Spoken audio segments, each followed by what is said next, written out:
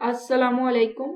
आज कंप्यूटर की डेफिनेशन से स्टार्ट करूंगी और कंपोनेंट ऑफ कंप्यूटर को कवर करवा दूंगी। यानी कंप्यूटर की डेफिनेशन के जरिए ही आपको ये सारा टॉपिक इजी वे में समझाने की कोशिश करूंगी। और नीचे डिस्क्रिप्शन में व्हाट्सएप का लिंक होगा, अगर आप ज़रूरी समझें तो उसे जाके फॉलो कर सकते हैं, क्योंकि वहाँ पर कंप्यूटर रिलेटेड कुछ टर्म्स होती हैं जो मैं अपलोड या पोस्ट करती रहती हूँ। इसके अलावा स्टडी मोटिवेशन ज़्यादा मैं उधर पोस्ट कर रही हूँ। तो अगर आप स्टडी में मोटिवेशन चाहते हैं या आप चाहते हैं ये कंप्यूटर साइंस के रिलेटेड कुछ टर्म्स आपको पता चलते रहें, तो आप उस चैनल को फॉलो कर सकते हैं।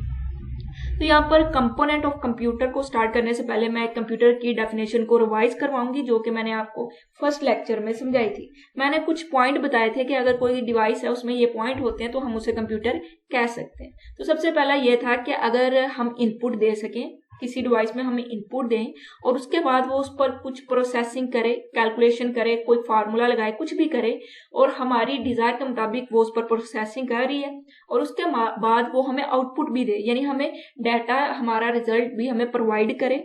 और चौथी चीज थी कि वो उस डाटा को स्टोर भी करे, उसको हम कंप्यूटर कहते हैं। तो किसे कहते हैं जी कंप्यूटर? फिर से एक मरतबा हम रिवाइज कर लेते हैं। भाई कंप्यूटर कोई भी ऐसी डिवाइस जो कि इनपुट ले सकती है, फिर उस पर प्रोसेसिंग कर सकती है, हमें आउटपुट देगी हमारी डिजायर के मुताबिक, और फाइनल में हम डाटा को स्टोर भी करवा सकते हैं। तो ऐसी डिवाइस को हम कंप्यूटर कह सकते हैं। अब ये सारे काम परफॉर्म करने के लिए कंप्यूटर के कंपोनेंट भी होंगे और इन्हीं कंपोनेंट को हम एक एक करके पढ़ेंगे। तो सबसे पहले मैंने कहा था कि हम इनपुट दे सकते हैं, यानी कंप्यूटर में कुछ एंटर कर सकते हैं। अब कुछ एंटर करने के लिए कंप्यूटर का एक कंपोनेंट होता है जिसको हम क्या कहते हैं? Input device. अब यहाँ पर उन्होंने सबसे पहले इनपुट की तारीफ दी कि कोई भी डाटा या कोई भी इंस्ट्रक्शन आपने कंप्यूटर को देनी है तो उसको हम इनपुट कहेंगे। जैसे कि मैं अगर कुछ टाइप कर दूं तो इसका मतलब मैं कोई डाटा दे रही हूँ। इसी तरह मैं यहाँ पर, मेरा ये माउस है, मैं इसको घुमा रही हूँ तो मैं इनपुट दे रही हूँ कंप्यूटर को कि इसको इधर लेके जाओ, अब इसको इधर पॉइंट करो, अब इधर पॉइंट करो। ठीक है, तो यहाँ पर इनपुट दे रही हूँ या इंस्ट्रक्शन दे रही हूँ मैं। तो यहाँ पर क्या है जी इनपुट की डेफिनेशन? कि डाटा या फिर कोई इंस्ट्रक्शन जो कंप्यूटर को दी जाती है उसको हम इनपुट कहते हैं। हम क्यों देते हैं? क्योंकि हम चाहते हैं कि हमने जो इंस्ट्रक्शन दी, हमने जो कमांड दी कंप्यूटर को, कंप्यूटर उसके मुताबिक काम करे। अब ऐसा करने के लिए, क्योंकि इनपुट हम देंगे तो इनपुट देने के लिए कोई ना कोई कंपोनेंट होना चाहिए। अब कोई हार्डवेयर कंपोनेंट होगा जो कि डाटा या इंस्ट्रक्शन को कंप्यूटर में एंटर कर रहा होगा और उसको हम इनपुट डिवाइस बोलेंगे। हार्डवेयर का मतलब है ऐसा कंपोनेंट जिसको हम टच कर सकते हैं, देख सकते हैं। चले जी, इनपुट डिवाइस भी क्लियर हो गया। Most commonly use input device are keyboard, mouse, microphone, scanner, digital camera and PC camera. यहाँ पर उसने उसकी एग्जाम्पल भी दे दी। तो अभी 3 लाइनों में हमने क्या पढ़ा? हमने इनपुट पढ़ा, इनपुट डिवाइस पढ़ा और उसकी एग्जाम्पल को देखा। हमने कंप्यूटर की डेफिनेशन में सबसे पहली चीज क्या ध्यान में रखी थी कि कंप्यूटर में हम इनपुट दे सकते हैं। तो इसका मतलब कंप्यूटर में इनपुट देने के लिए कंप्यूटर का कोई कंपोनेंट होगा और इस कंपोनेंट को हमने किससे डिफाइन किया? हमने कहा ये इनपुट डिवाइसेज है। और इनपुट डिवाइसेस क्या करती हैं? ये इनपुट एंटर करती हैं कंप्यूटर में, डाटा को या इंस्ट्रक्शन को एंटर करती हैं कंप्यूटर में। और कीबोर्ड की बात करें तो इसमें हम टेक्स्ट वगैरह एंटर करने के लिए यूज करते हैं। अब कीबोर्ड पे क्या होता है? यही कीबोर्ड होता है ना जिसके जरिए हम कुछ लिख रहे होते हैं कंप्यूटर में और कुछ एंटर कर रहे होते हैं। तो यहाँ पर उसने बताया इसमें अल्फाबेटिक हो जाते हैं, यानी A to Z हमारे पास ABC होती है, न्यूमेरिक नंबर 1 2 होते हैं और दूसरे की होते हैं जिसमें हम डिफरेंट टाइप का डाटा एंटर कर सकते हैं, सिंबल वगैरह होते हैं।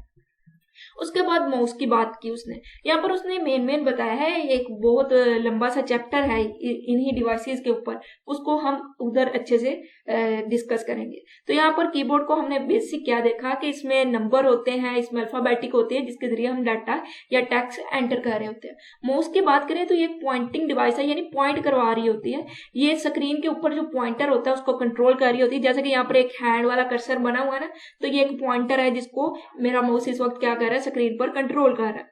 The user give instruction to computer using mouse. अब मैं एक यूजर हूं, मैं कंप्यूटर में इंस्ट्रक्शन दे रही हूँ कि ये मेरा माउस इधर जाए, अब इधर जाए, अब इधर जाए। ठीक है जी। It contain different button to perform different task like selecting object और ओपनिंग अ प्रोग्राम। अब यहाँ पर 2 बटन होते हैं माउस पे। अब इन बटन के जरिए हम मुख्तलिफ काम परफॉर्म करते हैं, या तो हम किसी ऑब्जेक्ट को सिलेक्ट कर रहे होते हैं या उसकी प्रॉपर्टीज वगैरह देख रहे होते हैं। ओके जी। उसके बाद हमारे पास आ जाता है, थोड़ा सा इसको ओके जी। माइक्रोफोन, अब माइक्रोफोन में हम अपनी वॉइस को एंटर कर रहे होते हैं कंप्यूटर में, तो माइक्रोफोन में हम क्या दे रहे हैं, अपनी वॉइस दे रहे हैं, हम कुछ एंटर ही तो कर रहे हैं, तो माइक्रोफोन भी एक इनपुट डिवाइस होगी। स्कैनर है, तो स्कैनर में क्या है, it read printed text and graphic, हम क्या दे रहे हैं, इसमें टेक्स्ट दे रहे हैं ताकि इसको वो उस टेक्स्ट को या उस ग्राफिक को वो जो प्रिंट हो चुके हैं उनको रीड कर सके और ट्रांसलेट कर सके डिजिटल फॉर्म में। डिजिटल कैमरा क्या कर रहा है, वो पिक्चर ले रहा है डिजिटल फॉर्म में। अब वेब कैम क्या है, वो एक पीसी वीडियो कैमरा होता है, जो कंप्यूटर है उनके ऊपर अलग से भी होता है और आजकल बिल्ट इन भी होता है, यानी लैपटॉप के जरिए अगर आप वीडियो कॉल कर रहे हैं तो वेब कैम ही आपकी जो वीडियो है उसको कैप्चर कर रहा होता है, इसलिए इसे वीडियो कैमरा कहा गया है। It is use to capture video and photo on the computer. It is also use to make video phone call on the internet. Internet के ऊपर आप वीडियो या फोन कॉल वगैरह कर सकते हैं। इंटरनेट क्या है जी, कंप्यूटर का आपस में कनेक्ट होना, क्या बोला जाएगा उसे, नेटवर्क, और बहुत ज्यादा नेटवर्क का आपस में कनेक्ट होना इंटरनेट है जी। ओके जी, तो यहाँ पर मैंने बेसिक्स आपको इंटरनेट बता दिया। अब यहाँ पर इनपुट डिवाइस है, तो उन्होंने बता दिया ये सारी की सारी इनपुट डिवाइस है, कंप्यूटर का एक कंपोनेंट है इनपुट डिवाइस, और ये क्या करता है, इनपुट को एंटर करता है, क्योंकि हमें पता है कंप्यूटर में इनपुट तो लाजमी से एंटर होगी, उसकी डेफिनेशन में की पॉइंट है। उसके बाद आउटपुट डिवाइस की बात करेंगे, क्योंकि कंप्यूटर आउटपुट हमें रिजल्ट भी तो देगा, हमें डाटा भी तो प्रोवाइड करेगा। हमने जो उसे डाटा दिया उस पर कुछ प्रोसेसिंग करके वो हमारे लिए यूजफुल डाटा या यूजफुल इंफॉर्मेशन हमें प्रोवाइड कर रहा होता है, उसको हम आउटपुट कहते हैं। और जिस डिवाइस के जरिए वो प्रोवाइड कर रहा है उसको आउटपुट डिवाइस कहेंगे। तो जो प्रोसेस डाटा है जिस पर उसने प्रोसेसिंग कर ली है, तो इसका मतलब अब प्रोसेसिंग करने के बाद उसने हमारा डिजायर्ड डाटा निकाल लिया, जिसको हम कह सकते हैं कि यूजफुल इंफॉर्मेशन है जो हमें चाहिए थी, तो उसको हम क्या कहेंगे, वो आउटपुट है। अब इस आउटपुट को शो करवाने के लिए या हमें दिखाने के लिए, हम तक पहुंचाने के लिए वो जिस हार्डवेयर कंपोनेंट का कंप्यूटर इस्तेमाल कर रहा है उसको हम क्या कहेंगे, वो आउटपुट डिवाइस है। तो मोस्ट कॉमनली यूज मॉनिटर होता है। मॉनिटर के ऊपर आपको टेक्स्ट, ग्राफिक, वीडियो हर चीज मिल रही है, तो ये इसका मतलब मॉनिटर आपको आउटपुट डिस्प्ले करवा रहा है। आपने कीबोर्ड के जरिए यूट्यूब पे कुछ सर्च कर दिया, ठीक है जी, आपने सर्च की एक मूवी, अब वो मूवी लग गई है तो आपको आपका रिजल्ट मिल गया, तो वो क्या है, वो आउटपुट है। तो आउटपुट किसके जरिए आपको डिस्प्ले होगी, मॉनिटर के जरिए होगी। मॉनिटर का मतलब जो आपके सामने स्क्रीन नहीं, उसको मॉनिटर कहेंगे। तो प्रिंटर है, तो printer is use to display printed output on paper. अब प्रिंट हम कहते हैं कि फोटोकॉपी करवा लाए, तो वहां पर प्रिंटर होते हैं जो कॉपी कर रहे होते हैं, है ना, फोटोकॉपी कर रहे होते हैं। वो उन्होंने क्या किया, उन्होंने एक आउटपुट दे दी, प्रिंटेड आउटपुट हमारे पास आ गई, तो इसका मतलब जो प्रिंटर है वो भी डिस्प्ले करवाते हैं आउटपुट को, इसलिए ये एक आउटपुट डिवाइस है। स्पीकर है, जैसे कि मैंने माइक्रोफोन की बात की कि उसमें डाटा आप एंटर कर रहे हैं, तो वो एक इनपुट डिवाइस है। तो स्पीकर आपको डाटा प्रोवाइड कर रहा है, उसमें वॉइस ज्यादा आपको मिल रही है, आप तक पहुंच रही है, तो उसको क्या कहेंगे, वो एक स्पीकर आउटपुट डिवाइस है, वो आप तक आउटपुट प्रोवाइड कर रहा है। अब इसमें here, sound, music and voice output वगैरह आ सकती है। और यहाँ पर आउटपुट डिवाइस को भी हमने जल्दी से कवर कर लिया कि आउटपुट डिवाइस में प्रिंटर, हेडफोन और स्पीकर वगैरह या फिर मॉनिटर, डिस्प्ले वगैरह आते हैं। इसके अलावा भी एग्जांपल हो सकती हैं, आप उसको एनालाइज करें और नीचे कमेंट बॉक्स में बता सकते हैं। उसके बाद हम बात करेंगे सिस्टम यूनिट की। तो यहाँ पर सिस्टम यूनिट को प्रोसेसिंग के रिलेटेड कंपोनेंट आप तस्वुर कर सकते हैं। जैसे कि मैंने बताया कि कंप्यूटर प्रोसेस करेगा, अब प्रोसेसिंग करने के लिए मुख्तलिफ इलेक्ट्रॉनिक कंपोनेंट होते हैं। अब इन इलेक्ट्रॉनिक कंपोनेंट को एक मेटल के बॉक्स में रख दिया जाए, ठीक है, दोबारा से बात सुनिएगा कि जो प्रोसेसिंग वगैरह होती है उसके लिए बहुत से इलेक्ट्रॉनिक कंपोनेंट होते हैं। अब उन इलेक्ट्रॉनिक कंपोनेंट को एक मेटल के बॉक्स के अंदर रख दिया, तो उस मेटल के बॉक्स को हम सिस्टम यूनिट कहेंगे। तो सिस्टम यूनिट एक केस कह सकते हैं या एक बॉक्स कह सकते हैं जो कि मेटल का बना होता है। इसमें डिफरेंट इलेक्ट्रॉनिक कंपोनेंट होते हैं कंप्यूटर के, जो कि डाटा को प्रोसेस कर रहे हैं, उस पर कुछ ना कुछ परफॉर्म कर रहे हैं। All computer system have a system unit. अब जितने भी कंप्यूटर सिस्टम होते हैं उनका सिस्टम यूनिट लाजमी होता है, क्योंकि प्रोसेसिंग के जितने भी इलेक्ट्रॉनिक कंपोनेंट होते हैं वो इसके अंदर होते हैं। The electronic component in the system unit are connected to the motherboard। अब जो मदरबोर्ड है ना, वो एक प्लेट की तरह है, उसके ऊपर सारे के सारे इलेक्ट्रॉनिक कंपोनेंट आपस में कनेक्ट होते हैं। अब वो प्लेट जाकर एक मेटल के बॉक्स के अंदर रख दी गई है। अब उस मेटल के बॉक्स को हम सिस्टम यूनिट कहते हैं, और जिसके ऊपर सारे इलेक्ट्रॉनिक कंपोनेंट कनेक्ट है उसको मदरबोर्ड कहते हैं। इसके अलावा मदरबोर्ड को सिस्टम बोर्ड या मेन बोर्ड भी कहा जाता है। System board is the communication medium for the entire computer system. जितना भी कंप्यूटर सिस्टम है वहां पर सारी की सारी आपस में उनकी जो कम्युनिकेशन हो रही है वो सिस्टम बोर्ड के ही जरिए होती है, मदरबोर्ड के जरिए होती है।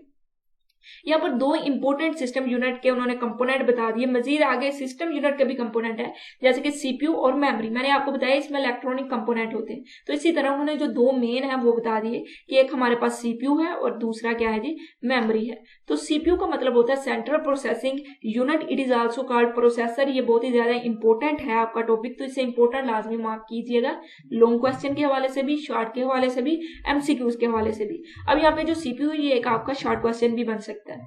तो it is the brain of the computer, ये कंप्यूटर का बिल्कुल दिमाग है, क्योंकि यहाँ पर सारी कैलकुलेशन, सारा प्रोसेस डाटा हो रहा होता है। It is the most important component of computer, computer का बहुत ज्यादा इंपॉर्टेंट कंपोनेंट है। यानी हम इनपुट दे रहे हैं, लेकिन इनपुट पे कोई काम ही ना हो तो फायदा हमारी इनपुट देने का। अगर काम ही ना होगा तो यूजफुल इंफॉर्मेशन नहीं निकलेगी, वो नहीं निकलेगी तो हमारे पास हमारा रिक्वायर्ड आउटपुट भी नहीं आएगा। तो इसका मतलब ये बहुत ही ज्यादा इंपॉर्टेंट कंपोनेंट है कंप्यूटर का। It interrupt and execute the instruction in the computer, computer में जो हम इंस्ट्रक्शन देते हैं ये उसको देखता है कि किस तरह की इंस्ट्रक्शन दी गई है, क्या यूजर हमसे करवाना चाहता है और उसके मुताबिक काम करता है, और कंप्यूटर इसके बगैर काम नहीं कर सकता। तो सारे के सारे कंप्यूटर में सेंट्रल प्रोसेसिंग यूनिट होना लाजमी है। उसके बाद मेमोरी की बात करें तो ये एक हार्डवेयर कंपोनेंट है, यानी फिजिकल कंपोनेंट है जो कि डाटा को या इंस्ट्रक्शन को टेम्परेली स्टोर करेगा। उसको हम मेमोरी या फिर मेन मेमोरी कहते हैं। ठीक है, ऐसी मेमोरी जो डाटा को टेम्परेरी यानी थोड़े वक्त के लिए स्टोर कर रही है। जैसे ही हम शट डाउन करते हैं या नया अपना काम स्टार्ट कर देते हैं तो इस मेमोरी में वो डाटा रिमूव हो जाता है, टेम्परेरी स्टोर होता है। It consist of electronic chip connected to the motherboard, यानी ये मदरबोर्ड पर कनेक्ट होती है और ये इलेक्ट्रॉनिक चिप पर मुश्तमिल होती है। It is use to store input data before processing, अभी प्रोसेसिंग नहीं हुई लेकिन हमने जो डाटा को इनपुट किया वो कहाँ पे स्टोर हो रहा है, मेमोरी में स्टोर हो रहा है। और इस मेमोरी को हम मेन मेमोरी, प्राइमरी मेमोरी भी बोलते हैं, लेकिन टेम्परेरी स्टोर हो रहा है थोड़े वक्त के लिए। It also store process data after processing, जैसे ही प्रोसेसिंग होगी तो प्रोसेसिंग के बाद जो प्रोसेस डाटा होगा उसको भी ये स्टोर करेगा। कब तक, जब तक वो आउटपुट डिवाइस को सेंड नहीं हो जाता, क्योंकि आउटपुट डिवाइस ने आगे यूजर को सेंड करना है। तो main memory is also called volatile because it content are lost when the computer is turn off, जैसे हमने कंप्यूटर को बंद किया तो जो कुछ भी मेमोरी में था वो सारे का सारा लॉस्ट हो जाएगा। उसके बाद हमने कंप्यूटर की डेफिनेशन में तीसरी की पॉइंट हमने पढ़ा था कि ये डाटा को स्टोर भी करेगा, सॉरी ये चौथा था कि डाटा को स्टोर करेगा, इनपुट भी करेगा, प्रोसेसिंग भी करेगा, आउटपुट भी करेगा और डाटा को स्टोर भी करेगा। अब डाटा को स्टोर करने के लिए भी कुछ डिवाइसेस चाहिए, उनको हम स्टोरेज डिवाइस कहेंगे। The hardware component use to store data, instruction and information permanently are called storage devices. अब ऐसे डिवाइसेस जो कि डाटा या इंस्ट्रक्शन या फिर इंफॉर्मेशन को हमेशा के लिए स्टोर करें, परमानेंटली स्टोर करें, जब तक आप चाहते हैं तब तक स्टोर रखें, तो ऐसी डिवाइसेस को हम स्टोरेज डिवाइसेस कहते हैं। ये नॉन वोलेटाइल होती हैं क्योंकि इनमें डाटा तब तक रहेगा, सेव रहेगा जब तक आप चाहते हैं।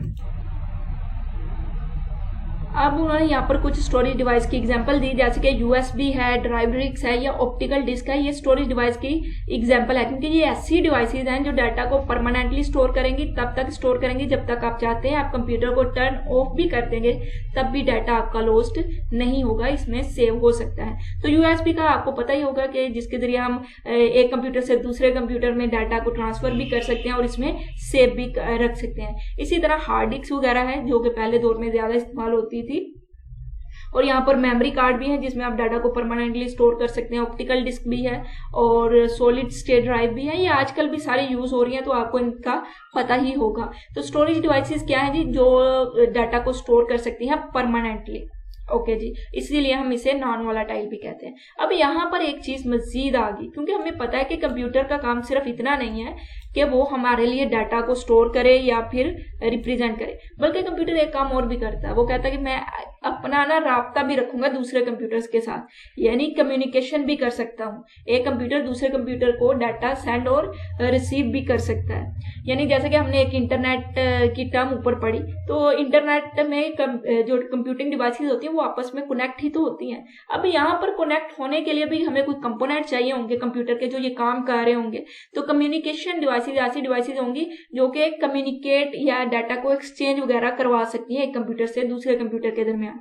तो कम्युनिकेशन डिवाइस भी हार्डवेयर कंपोनेंट है जो कि कम्युनिकेट करेंगी, डाटा को एक्सचेंज करेंगी, इंस्ट्रक्शन को, इंफॉर्मेशन को दूसरे कंप्यूटर के साथ, इसीलिए हम इनको कंप्यूटिंग डिवाइस कहेंगे। तो यहाँ पर मॉडेम की उन्होंने एक एग्जांपल दी कि ये एक कंप्यूटिंग डिवाइस है जो कि कंप्यूटर को इनेबल करता है, इस काबिल बना देता है कि वो कम्युनिकेट कर सके with other computer through telephone line या केबल या फिर टेलीफोन लाइन के जरिए क्या करेगा, वो कम्युनिकेट करेगा कंप्यूटर दूसरे कंप्यूटर के साथ। मॉडेम ही इस काबिल उसका बनाता है। तो यहाँ पर उन्होंने एक मॉडेम की एग्जाम्पल दी। मॉडेम को मजीद डिस्कस करेंगे अगले चैप्टरों में, लेकिन यहाँ पर यही समझे कि यहाँ पर ये कम्युनिकेशन डिवाइस है जिसकी वजह से एक कंप्यूटर दूसरे कंप्यूटर के साथ कम्युनिकेट कर पा रहा है, डाटा को सेंड या फिर रिसीव कर पा रहा है।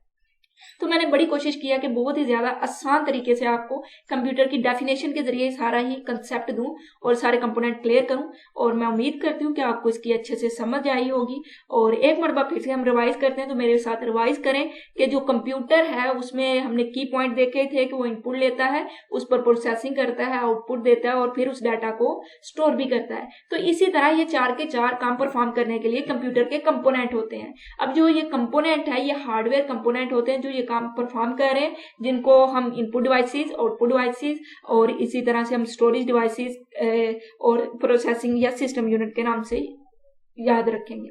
ठीक है, सिस्टम यूनिट में हमने देखा कि वो एक मेटल का बॉक्स है जिसके अंदर इलेक्ट्रॉनिक कंपोनेंट होते हैं, और जो इलेक्ट्रॉनिक कंपोनेंट कनेक्ट होते हैं वो एक मदरबोर्ड के ऊपर होते हैं। और इसके अलावा हमने देखा कि कंप्यूटर आपस में कम्युनिकेट जिन डिवाइसेस के जरिए करते हैं उनको हम कम्युनिकेशन डिवाइसेस बोलते हैं, और मॉडेम उसकी एक एग्जाम्पल थी। तो ये आपका बहुत ही ज्यादा इंपॉर्टेंट टॉपिक है, इसको इंपॉर्टेंट मार्क करें। और आपका होमवर्क है कि आपने कंपोनेंट ऑफ कंप्यूटर को याद करके लिखना है। ठीक है, ये वाले आपने अच्छे से पढ़ लेने। अगर आपके पास टाइम थोड़ा है तो कम से कम इनपुट डिवाइस है तो इसकी आगे डेफिनेशन एग्जाम्पल के नाम लिख दे। ठीक है, आउटपुट डिवाइस है तो आउटपुट डिवाइस की डेफिनेशन और आगे उनकी एग्जाम्पल के नाम लिख दे। लेकिन अगर आपके पास अच्छा खासा टाइम है, जो कि होना भी चाहिए, तो आप पूरे का पूरा इस लॉन्ग क्वेश्चन को अटेम्प्ट करें और मुझे नीचे कमेंट बॉक्स में बताएं कि आज की वीडियो आपको कैसी लगी। और इस चैनल को दोस्तों के साथ लाजमी से शेयर करें, क्योंकि ये आपकी तरफ से एक की गई हमारे लिए बहुत ही ज्यादा अच्छा काम होगा, जिसकी वजह से हम मोटिवेट होंगे और मजीद लेक्चर्स को अपलोड कर सकेंगे। तो इंशाल्लाह अगली वीडियो में मिलेंगे, तब तक के लिए अल्लाह हाफिज।